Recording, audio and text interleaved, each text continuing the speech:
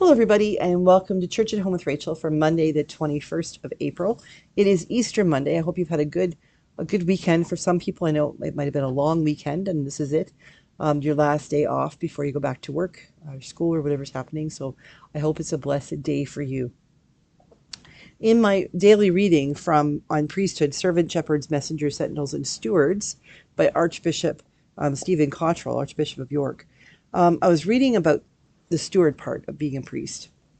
And he talks about this. I found this very interesting about the way we respond to things, the way that we deal with everything, and considering our life, the world we're living in, the rate at which everything is changing, the anxiety that I think seems to be infiltrating every aspect of our lives, including mine. It shouldn't be, I know that, but it is. He says here, he's talking about something that I think you're going to understand. He says here, there is a much neglected, quintessentially English, and probably much maligned school of pastoral care that has been squeezed out of the church and the world in the engulfing professionalization of pretty much everything. When it encounters a problem, large or small, be it a trifling disagreement or a heartrending tragedy, this approach responds with the advice, let's put the kettle on. Many a disagreement was resolved, hurt healed, and wrong righted over a cup of tea. There may be more than must be done, may be more that must be done, but there is never less. There is something beautifully human and innately sacramental about such an approach. Hospitality, food and drink, the innate democracy of the table where all sit as equals, are things which of themselves and in their own quiet way breed reconciliation and healing. We talk a lot about spill the tea, like let's get the goods on something. Let's talk about what's the gossip. But the thing is, yes, gossip can be shared around a good cup of tea, but so much more can happen around a good cup of tea. I think back to when I was a young person. I was less than 11 because my dad's mom died when I was 10 or 11 years old. I think it was 11, just before my 11th birthday. And while we didn't spend a lot of time with her, the time I did spend, there's a resonating memory with my grandmother, the two of them, playing Let's Go Fish, the card game. She never liked to lose, so she'd never let a granddaughter win on purpose, but she was a mean Go Fish player. But she also made a good cup of tea. And I don't really think that it was necessarily such a good cup of tea. It was everything that came with the cup of tea. If you had a sore throat or weren't feeling feeling well, she would make you a cup of tea and a piece of white bread toasted with lots of butter all over it. And she cut it into strips, not squares, but strips, so you could dip your toast in your tea. Toast and tea. Took all the pains away. And the thing is, if you had a sore throat, it made the toast soggy, so soggy that it wouldn't hurt going down. And yet you're getting something in your stomach. She's a smart lady. But I remember sitting with her quite often, and we would have a cup of tea. And I don't remember what she put in it. Probably carnation milk and lots of sugar.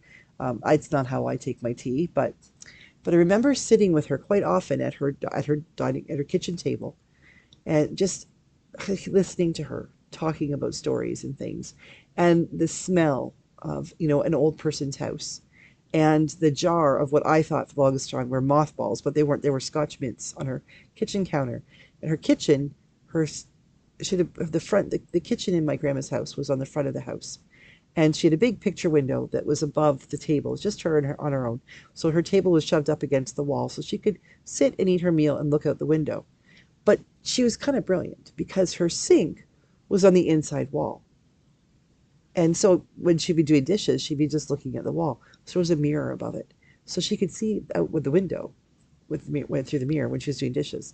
But she always had this jar with a glass top on it that had Scotch mints. And like I said, for years I thought they were mothballs. But they were Scotch mints, and what a discovery that was when I learned what they were.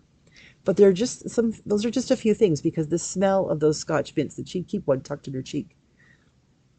And the smell of those Scotch mints, and the smell of old person home, which, if you're not used to it, can be kind of off-putting. But when you're used to it, because that's your grandmother's smell, the smell of her house, it's warm. It's like wraps its arms around you when you walk in. her old gold and plus gold plaid couch that we would sit and watch the old black and white Elvis Presley movies like Blue Hawaii and things like that on a Sunday afternoon when it was raining and cold outside. All of these things led to a sense of being present, a sense of being loved and comforted. But almost all of my memories, even though they're probably not that many, I've conflated them, but almost all my memories involve a cup of tea, sometimes in a mug, sometimes in a teacup, with a saucer, but a cup of tea and sitting with my grandmother.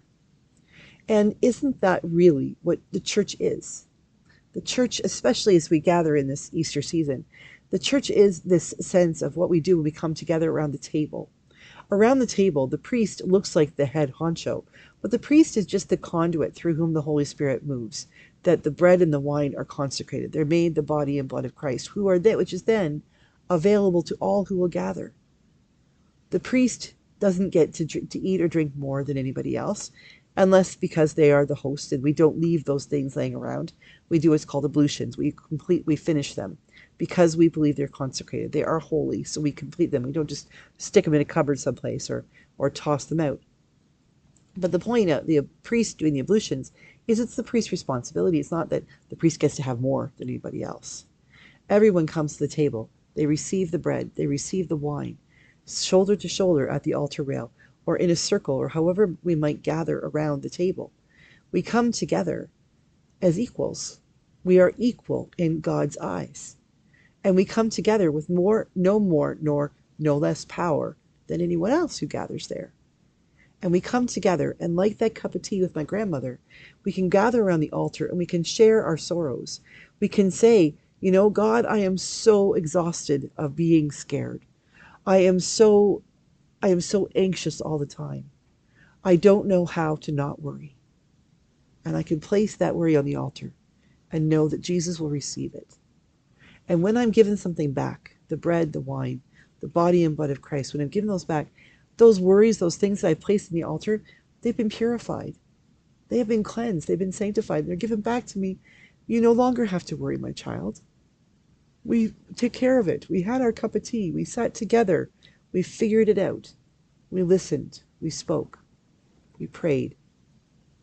If I go to the altar, like going to my grandmother and tell her all the wonderful things, the boy I had a crush on, my new best friend at school, my new grade and how much reading and homework there is because I was that kid. I could go to that table with my grandmother and sit there with my cup of tea and tell her all of these wonderful things. The same way I can go to the altar in church and say to God through Jesus, here you go. Thank you for these incredible gifts. Thank you for the life you've given me, for the work that I do, for the children that I love, for my nieces and nephews and my new niece to come. My nephew's fiance is pregnant with a girl, or his second child.